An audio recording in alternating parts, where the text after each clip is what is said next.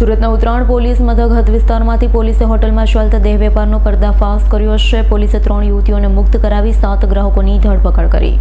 સુરતમાં વખતો વખત દેહ વ્યાપાર પર પોલીસ દ્વારા કાર્યવાહી કરવામાં આવી રહી છે, ત્યારે ઉત્તરાયણ પોલીસ મથક હદ વિસ્તારમાં હોટલમાં ચાલતા ગેરકાયદેસર દેહ વ્યાપારના ધંધા પર પોલીસે દરોડા પાડ્યા।